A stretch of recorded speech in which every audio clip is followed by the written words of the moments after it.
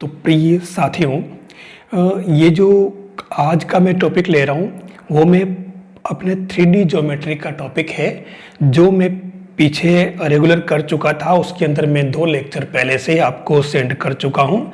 तीसरा लेक्चर क्योंकि इसके अंदर कुछ पार्ट्स जो है वो ड्यू रह गया था, तो उस ड्यू पार्ट को मैं इसको पूरा कर रहा हूँ। और इसके अंदर जो प्लेन का कुछ पोर्शन है, वो पोर्शन क्या है, 3 असरेखीय बिंदुओं से होकर जाने वाले समतल का समीकरण, यानी प्लेन का इक्वेशन। और आपके पास में 3 असरेखीय बिंदु है। कैसे? जैसे आपको बता दूं, डायग्राम आप समझ लें। 3 डायमेंशन ज्योमेट्री है। x, या इसको x मान लें, इसको y मान लें, z। और अब इसके अंदर हम क्या करें कि यहाँ पर सपोज r, s और t, ये आपके पास में 3 पॉइंट हैं। और ये तीनों ही पॉइंट जो है आपके कोलिनियर, मतलब नॉन कोलिनियर है। ठीक है ना, एक ही प्लेन में है और नॉन कोलिनियर है। तो उस केस में आपके यहाँ पर क्या है, आपको ये बात पता होगी कि ओरिजिन से जो वेक्टर जाएगा वो इसके साथ में ये आपके 90 डिग्री है, ध्यान रखना। और ये जो वेक्टर है ये आपका A है। और एक पॉइंट P आप कहीं प्लेन में ले लें, जिसको आप इस तरीके से माने, तो ये आपके क्या हो जाएगा, R वेक्टर। अब आपके पास में A हमारे आ चुका ये वाला, ठीक है। और ये R और S और T है, तो इसको आप मान लें, इस वेक्टर को जो ये है इस तरीके से इसको मान लें B। और यहाँ से इसको वापस इससे मिलाएं तो ये आपके वेक्टर C हो जाएगा। तो मैं ज़्यादा इसके अंदर उलझने वाली बात नहीं है। ये RS क्रॉस RT बनेगा। तो ये तो खाली एक समझाने के लिए, आपको इसमें ज़्यादा उलझने की जरूरत नहीं है। इसका जो इक्वेशन होगा वो होगा R minus A dot B minus A cross C minus A। ये आपको ध्यान रखना पड़ेगा। और इसके इक्वल 0, ये आपका है कार्तीय फॉर्म में, कार्तीय रूप, यानी कि कार्टेशियन फॉर्म। सॉरी, ये कार्तीय रूप नहीं है, ये वेक्टर फॉर्म है। ठीक है ना, कोई बात नहीं, वेक्टर फॉर्म। फिर इसी को अगर अपन कार्तीय रूप में लेना चाहें तो हमारे पास जो इनके, क्योंकि 3 पॉइंट है तो 3 पॉइंट्स के कोऑर्डिनेट हमारे पास गिवन होते हैं। तो मान लो R, S, T, इन तीनों के कोऑर्डिनेट अगर अपन मान लेते हैं R, S एंड T, तो R x1, y1, z1, x2, y2, z2 and x3, y3, z3, ये कोऑर्डिनेट अगर इनके हैं, तो उस केस में आपके जो इसका नॉन कोलिनियर पॉइंट से जाने वाला जो प्लेन होगा वो क्या बनेगा, रिक्वायर्ड प्लेन, या यूं कहें कि समीकरण या इक्वेशन, वो बनेगा आपके x minus x1, y minus y1, z minus z1। फिर x2 minus x1, y2 minus y1, z2 minus z1। फिर ये x3 minus x1, y3 minus y1 और z3 माइनस z1। डिटरमिनेंट करें इसका और ये आप कर दें 0। बस ये आपके दोनों, ये आपके सदिश रूप और ये आपके कार्तीय रूप है ना। ये दोनों ही पैटर्न में आपको इसमें याद रखने वाली बात है।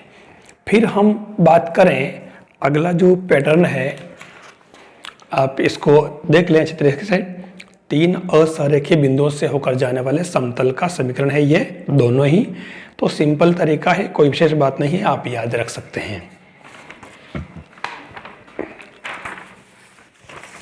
फिर नेक्स्ट जो आ रहा है समतल के समीकरण का अंतःखंड रूप।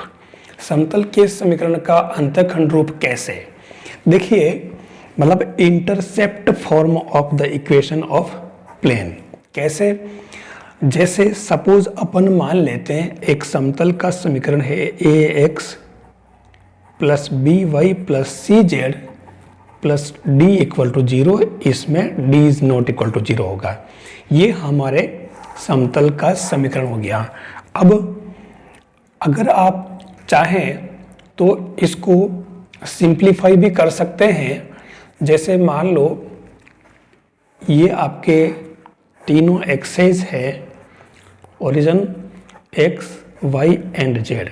मान लो कोई प्लेन, ये इस तरीके से जो कोई प्लेन है, एक एक्सेस पर ए बी और सी, तो अगर इस पर ये ए डिस्टेंस का इंटरसेप्ट यानी अंतःखंड, यहाँ पर वाई डिस्टेंस का इंटरसेप्ट, यहाँ सी डिस्टेंस का इंटरसेप्ट, तो ए के कोऑर्डिनेट क्या बन जाएंगे?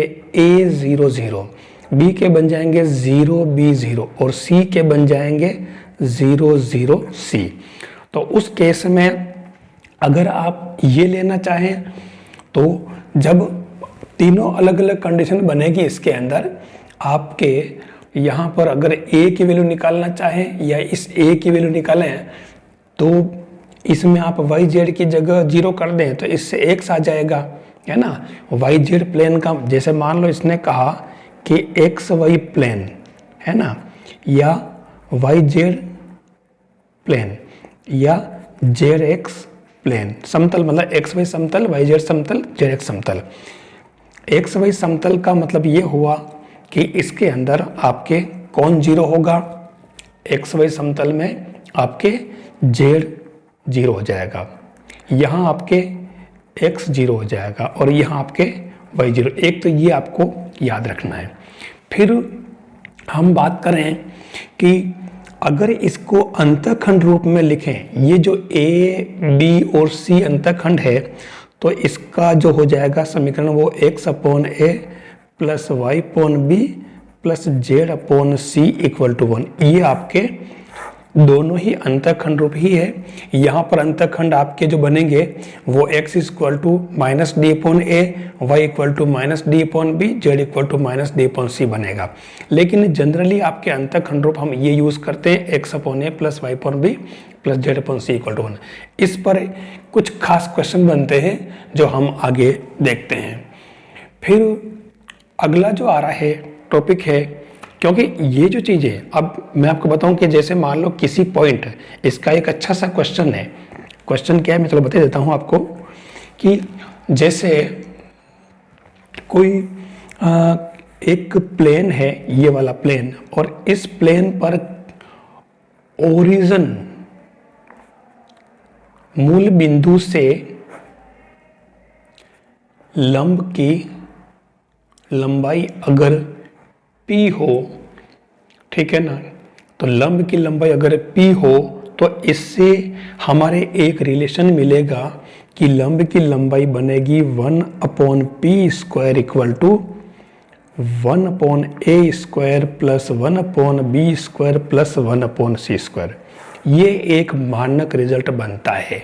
इसका क्वेश्चन यही है कि एक समतल आपको दे रखा है यानी प्लेन, और इस प्लेन पर मूल बिंदु से लंब की लंबाई p हो, ठीक है, या अक्षों से a b c दूरी का अंत, ये समतल नहीं दे करके वो कहेगा कि उस समतल पर जो अक्षों से a b और c दूरी के अंतखंड काटता है उस प्लेन पर मूल बिंदु से लंब की लंबाई अगर p है तो क्या रिजल्ट बनेगा? 1 अपॉन पी, मतलब सिद्ध करो कि ये। तो आपको ये फॉर्मूला वो लंब दूरी वाला आपको पता होगा, P equal two plus minus यानी कि मोड ऑफ, इन सब की जगह 0 0 कर दें, 0 plus 0 plus 0 minus 1 upon root में 1 अपॉन ए square 1 upon B square 1 upon सी स्क्वायर। ये मैंने इससे इसको सोल्व किया है। तो ये रिजल्ट पूछा हुआ है, आपको ध्यान में रखना है इसको।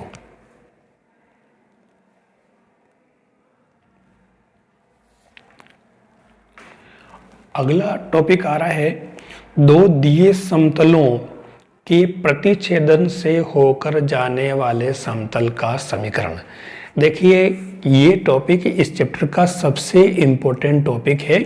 जो समतल दिया हुआ है, दो समतल दे रखे हैं, सपोज कैसे, जैसे ये दो समतल है इस तरीके से, ये वाले ये इस तरीके से, तो और इनके प्रतिच्छेदन से जाने वाले समतल, इसको आप प्लेन P1, इसको प्लेन P2, और ये जो प्लेन है वो इन दोनों के प्रतिच्छेदन से जाने वाला, आपको इसका समीकरण निकालना है। तो मैं आपको बता दूं, बिल्कुल सिंपल सा काम है। मान लो पहला वाला समतल जो है वो r.n1 इक्वल टू d1 और दूसरा r.n2 इक्वल टू d2। तो इन दोनों के जो मेन टॉपिक आ रहा है, इन दोनों के प्रतिच्छेदन से गुजरने वाला, तो प्रतिच्छेदन से गुजरने वाले समतल का समीकरण क्या होगा। मतलब कुछ नहीं करना है आपको, ये r एक बार लिखना है और यहाँ पर n1 प्लस लेमड़ा n2 लिख देना, कुछ भी नहीं करना है, ये इस फॉर्म में आ जाएंगे। और इधर जो d आ रहा था ये, उसको भी d1 प्लस लेमड़ा d2 कर दें। ये आपके प्रतिच्छेदन से गुजरने वाला समीकरण। अब आप कहो कि नहीं हम तो इसको यूज कैसे करेंगे, तो मैं आपको, ये तो आपके था सदिश रूप, वेक्टर फॉर्म,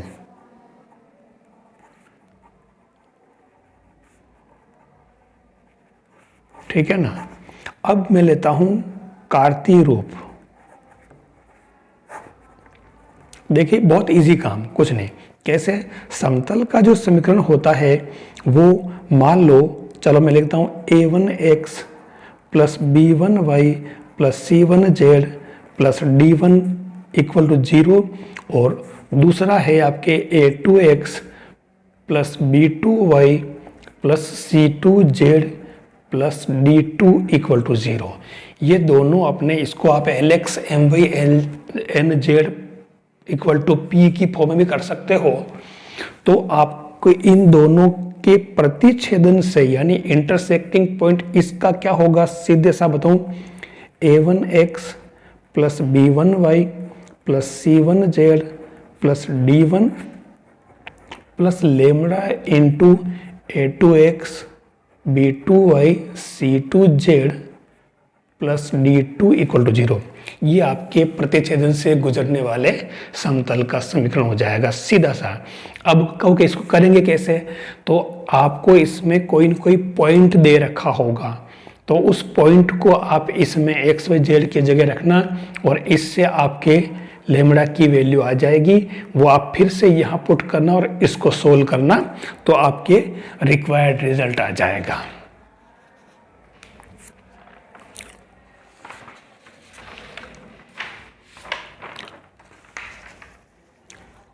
अब जो चीज मैंने इसके अंदर ली है, मैंने उसी को वापस आपको, मतलब मैं सोल्व करके बता रहा हूं। जो मैंने कहा कि दो समतलों के प्रतिच्छेदन से गुजरने वाले समतल का समीकरण, तो दो समतलों के प्रतिच्छेदन से गुजरने वाले समतल का समीकरण, सवाल देख लें आप, r.i प्लस जे प्लस के बराबर 6, और दूसरा आपके r.2i plus 3j plus 4k, ये आपके -5 दे रखा है, और इसके लिए क्लियर लिखा है कि इनके प्रतिच्छेदन से गुजरने वाले।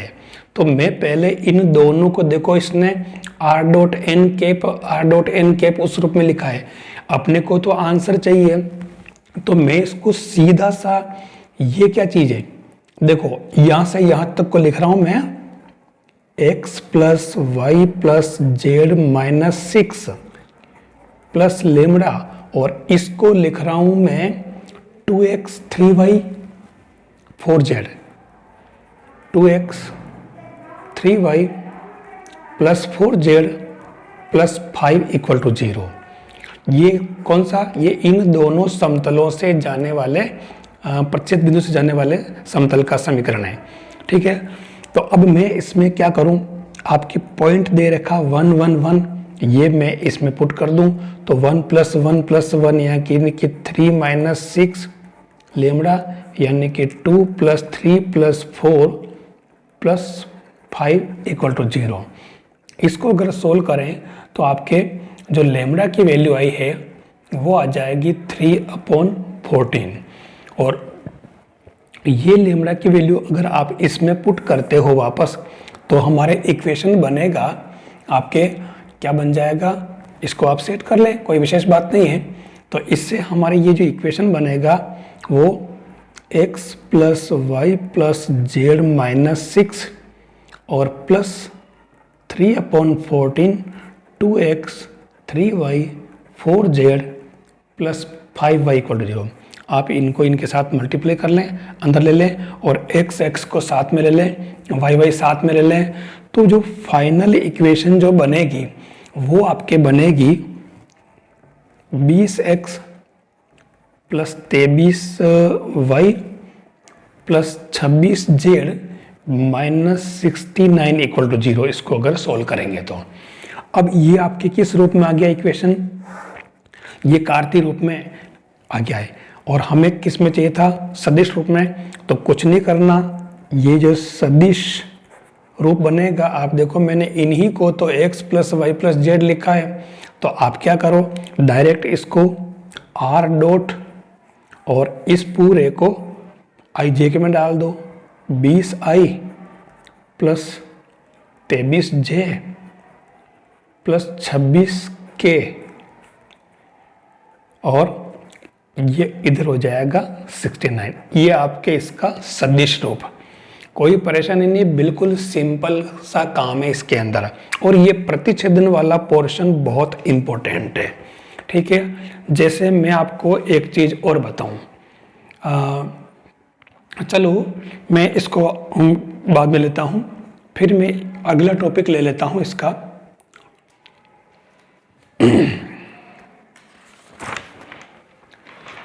अगला आ रहा है दो रेखाओं का सहतलीय होना, मतलब दो रेखाएं एक ही तल में हो, कोप्लेनरिटी ऑफ टू लाइंस। कैसे? दो रेखाएं, तो रेखाओं के जो समीकरण है वो आपको पता है कि r equal to a1 plus lambda b, दूसरी r equal to a2 plus mu b, और यहाँ 1 1 और यहाँ 2 2। ये आपके दो रेखाएं हो गई। अब ये दोनों रेखाएं एक ही तल में हो तो इसके लिए जो प्रतिबंध होगा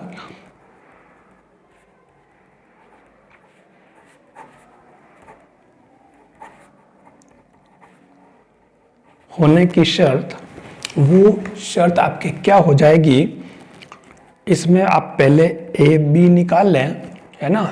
तो ए बी मान लो पॉइंट, जिस पॉइंट से पास हो रहा है, ये ए क्या है, वास्तव में ये A1 है, और बी क्या है, ये A2 है ना। आपको मैंने बता रखा है कि ए मतलब ये रेखा किसी पॉइंट से गुजरी, ये जहाँ वो पॉइंट है जिससे गुजरती है, और बी इसकी दिशा को बताता है, यानी ये उस रेखा, ये बी सदिश के समांतर रेखा है, ये B2 सदिश के समांतर रेखा है। तो आप इसमें पहले अगर ए बी निकालें तो ये A2 माइनस A1 हो जाएगा। ठीक है, और दूसरा, क्योंकि दोनों लाइन जो है कोप्लेनर है, ठीक है, तो कोप्लेनर होने के लिए ए बी जो है 4 कोप्लेनरिटी,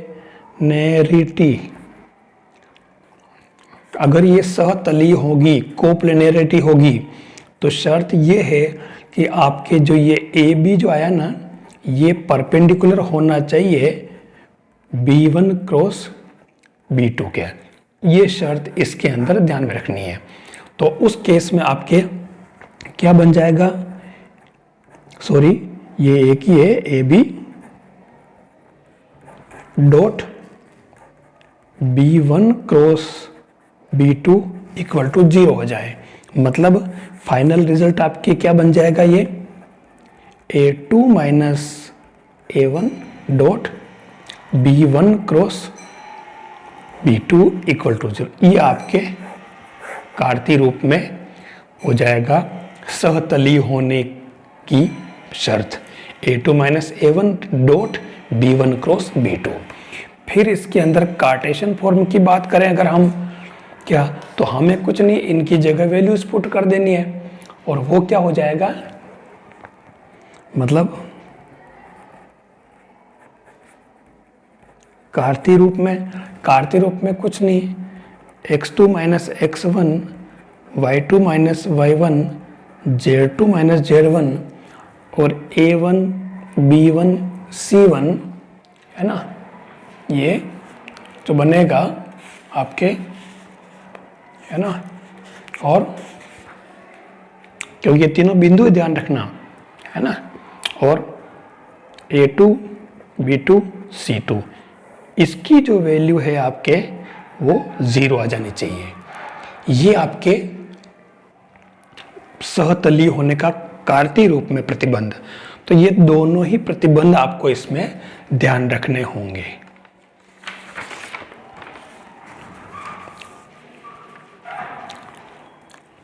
अब आता है आपके पास एंगल बिटवीन टू प्लेन्स, है ना। दो प्लेन के बीच में एंगल निकालना है, तो दो प्लेन के बीच एंगल जो होगा वो वास्तव में किसके बीच होगा, इनके नॉर्मल, यानी कि ये खास बात है, अभिलंबों के बीच का कोण जो होगा वो ही समतलों के बीच का कोण होगा, ये आपको ध्यान रखना है। तो समतल आपके पास में r डॉट n1, ठीक है, मैं इसको इसी फॉर्म में ले लूं, और दूसरा आपके r dot n2 equal to d2, एक समतल ये और दूसरा समतल आपके ये हो जाएगा।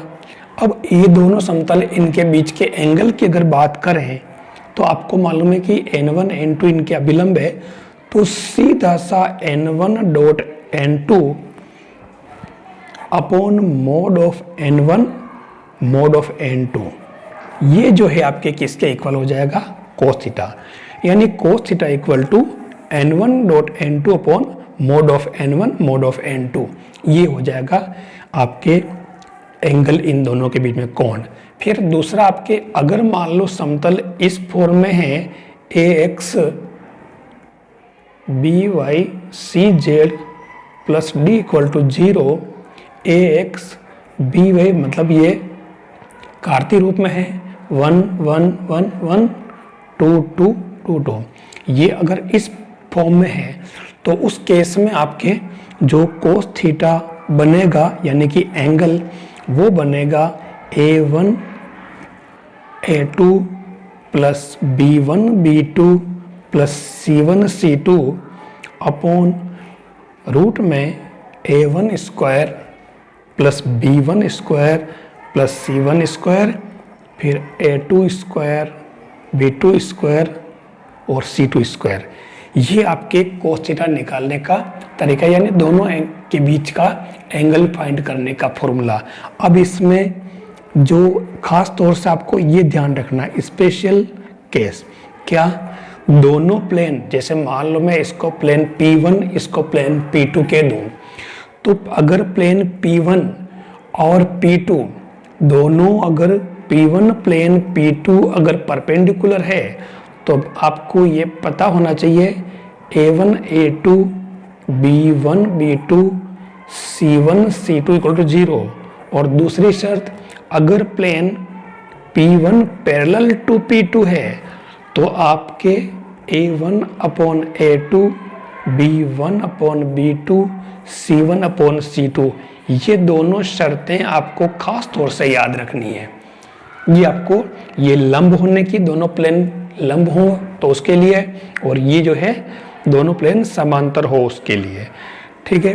तो ये आपके याद रखने वाली चीजें हैं।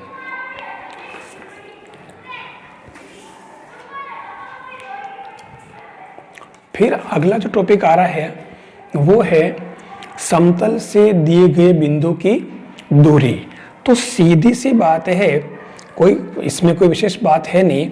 मान लो आपके समतल का समीकरण अगर A x B y C z D equal to 0, ये आपके एक प्लेन का इक्वेशन है और ये कह रहा है कि किसी point P x1 y1 z1 से दूरी इस प्लेन पर, तो वो क्या होगी, वो दूरी जो होगी आप इसको पहले d लिख दें, तो वो हो जाएगी आपके, इसमें x y z की जगह पुट कर दें, x1 b y1 c z1 d upon root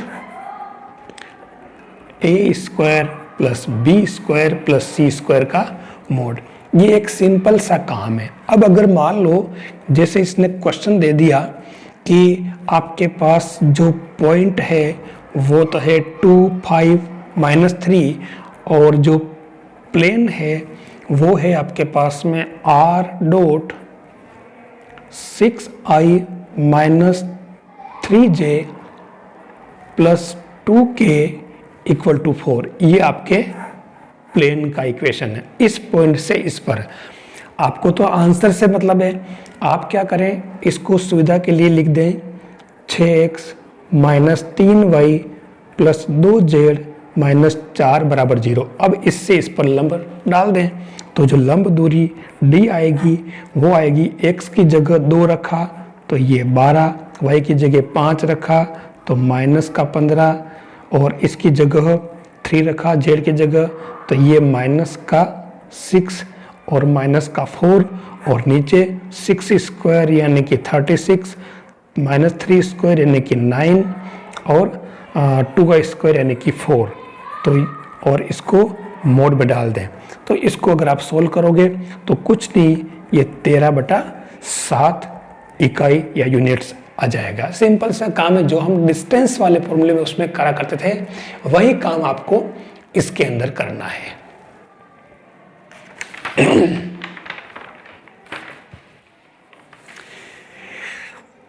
next जो टॉपिक आ रहा है, देखिए अगला इसने क्या किया, एक तो है आपके पास में लाइन, ठीक है, लाइन, इसका मतलब r equal to a plus lambda b, और दूसरा है प्लेन समतल, वो हो जाएगा r dot n cap equal to D.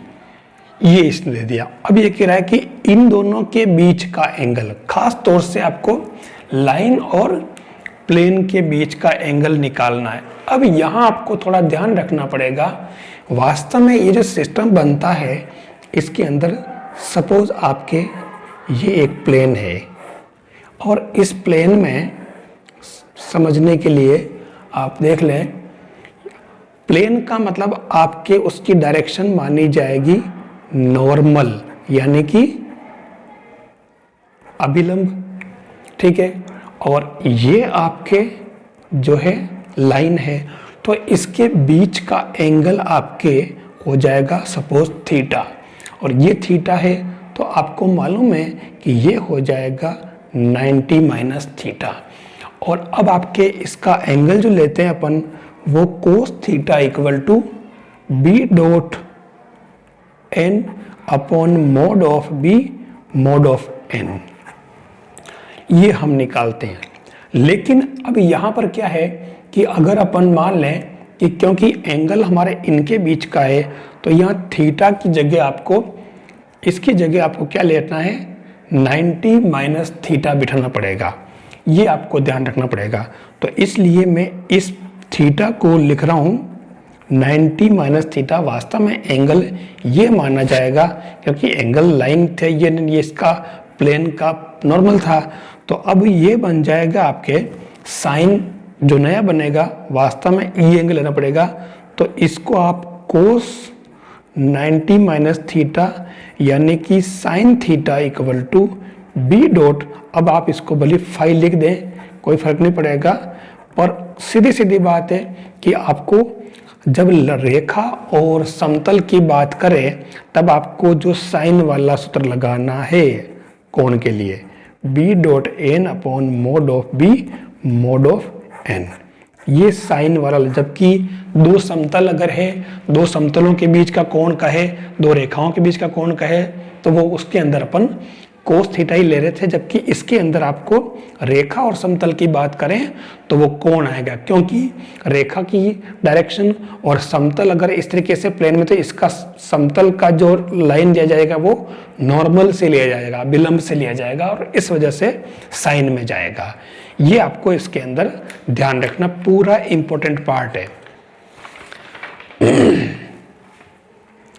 अब देखिए, ये जो मेन पार्ट मैंने करा दिया। अब यहाँ पर एक इक्वेशन आया है।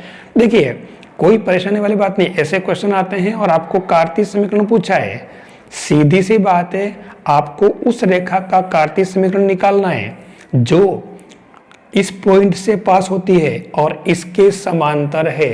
तो मैं पहले तो इस लाइन की बात करूंगा। आप इस लाइन के बारे में क्या जानते हो? इस लाइन के बारे में हम ये जानते हैं, एक बात जानते हैं कि ये बिंदु P -3, 4, -8 से गुजरती है। ठीक है ना, ये लाइन इसमें एक तो मतलब -3 +4 और -8 से गुजरती है। एक तो इसका मतलब ये हुआ। दूसरा 3, 5 क्या है? इसके DR से, यानी कि दिक अनुपात इसके 3, 5 और 6, मतलब ये क्या हुआ आपके A की वैल्यू, ये B की वैल्यू और ये C की वैल्यू हुई। अब आपको जो निकालना है, आपको जो लाइन निकालनी है वो आपके किसी पॉइंट Q -2, 4 और -5 से जाए, तो वो क्या बनेगा? जैसे ये लिखा वैसे आप यहाँ x -2 तो x +2, फिर y -4 अपॉन और z +5 अपॉन। अब क्योंकि इसने क्या कहा कि ये इसके पैरेलल है, और आपको मालूम है कि दिक अनुपात क्या बताते हैं? दिशा को, ABC दिशा को बताते हैं। तो जो दिक अनुपात इसके नीचे विराजमान है, उन्हीं दिक अनुपात को आप यहाँ बिठा दें। ये आपके रिक्वायर्ड जो आंसर इसने पूछा है, ये आपके आंसर हो जाएगा। बस आपको ये चीजें ध्यान में रखनी है कि इसका मीन क्या है। चाहे कोई सा भी क्वेश्चन आए इस तरीके से, आपको ध्यान इसमें रखना है कि ये क्या बता रहे हैं और ये कौन से पॉइंट है। अच्छा, इसी चीज को अगर मान लो ये कहता है कि आप इसको सदिश रूप में लिखो, ठीक है ना, तो सदिश रूप में क्या होगा आपको बता दूं, फॉर्मूला होता है R = A + λB। तो सदिश रूप जो बनेगा, A क्या है? A ये पॉइंट है, तो ये हो जाएगा -3i + 4j -8k + λ इंटू 3, 5, 6, ये B की वैल्यू 3i + 5j + 6k, ये आपके इसका सदिश रूप हो गया। अब को कि इसका सदिश रूप क्या होगा, तो इसका सदिश रूप भी मैं आपको बता देता हूं। ये हो जाएगा R = A, यानी कि -2i + 4j -5k, ये तो हुआ A, प्लस लेमड़ा, यानी कि इसमें लेमड़ा लिख दे इसलिए इधर म्यू लिख रहा हूं मैं। और B क्या बैठ जाएगा? B वही बैठेगा जो इसमें था, वही 3i + 5j + 6k। ये इसका एक एनालिटिक सॉल्यूशन है। हाँ, हमें ये बस पता हो कि इसमें आ क्या रहा है।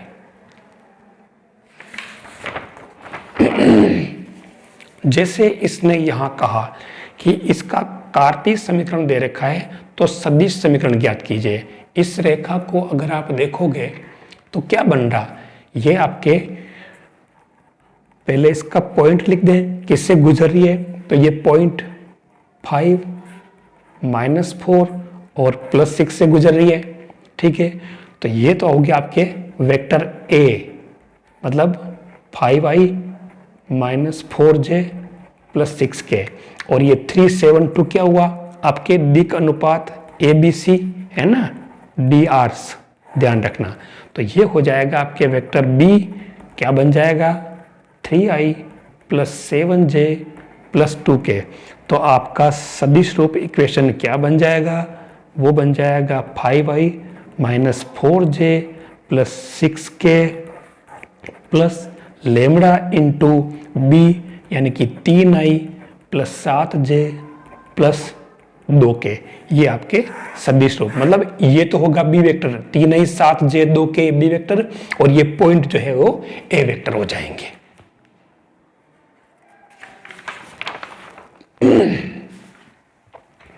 यहां इसने कहा कि निम्न रेखा युग्म के बीच का कोण, देखिए रेखा युग्म के बीच का कोण ये वास्तव में क्या बन रहा है, दोनों r equal to a plus lambda b, ठीक है। तो ये तो पॉइंट है 2 माइनस 5 1 से गुजर रही है, और ये आपका 3 2 6 क्या है, ये आपके वो दिक् अनुपात है। तो जो एंगल होता है वो क्या होता है, cos theta equal to b1 dot b2 upon mod of b1 b2, ये इसका समीकरण बन जाएगा, मतलब फॉर्मूला बन जाएगा। तो मतलब अब इसमें क्या कोई परेशानी वाली बात नहीं, आराम से अपने को निकालना, b1 डॉट b2 निकाल लो, तो आप डायरेक्ट निकाल लो इससे, है ना। क्या बनेगा ये 3 एकम 3 प्लस 4 प्लस 6 दूनी 12 बटा 3 का स्क्वायर 9 4 36, और दूसरा क्या बनेगा 1 प्लस 4 प्लस 4, तो ये 12 7 19, और ये 36 और 40 और 49 यानी कि 7, और 4 ने 4 8 ने 1 9 यानी कि 3, तो ये 19 बटा 21। तो ये फाइनली थीटा इक्वल टू क्या बना, कोस इनवर्स 19 बटा 21। ये ध्यान रखना दोनों रेखाएं हैं तो मैंने कहा कि कोस ही रहेगा, समतल है तो भी कोस ही रहेगा, ठीक है ना। मैंने बताया ना दोनों लाइन L1 L2 है तो कोस लिखना है, अगर आपके दोनों प्लेन P1 P2 है तो भी एंगल कोस रहेगा, लेकिन नया क्या है, अगर प्लेन P1 और एक लाइन है तो इसमें आपको साइन थीटा निकालना है, ये मैं आपको पहले बता चुका हूं, ये आपको ध्यान रखना है।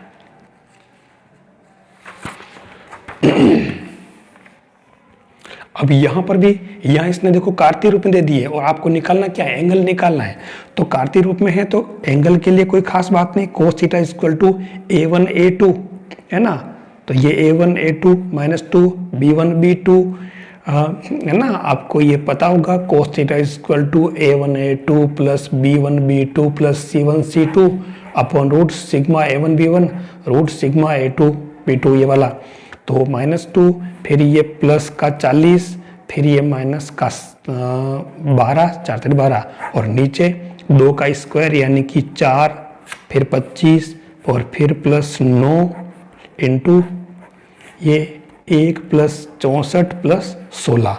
बस ये इसको सोल्व किया तो 40 में से 12 तो 14, 40 में से 14 गए तो क्या 26 बचे, और इधर ये 9 4 13, मतलब 25 ने 9 34 ने 35 36 37 38, और इधर ये 16 ने 1 17 18 19 20 21, और ये जो भी आ रहा 16, और ये 80 ने 1 81।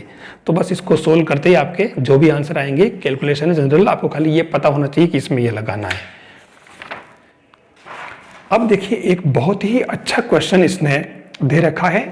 इसने जो कहा है कि भाई आपको P का मान ज्ञात करना और ये दो रेखाएं परस्पर लंब है, सबसे इंपॉर्टेंट क्वेश्चन है।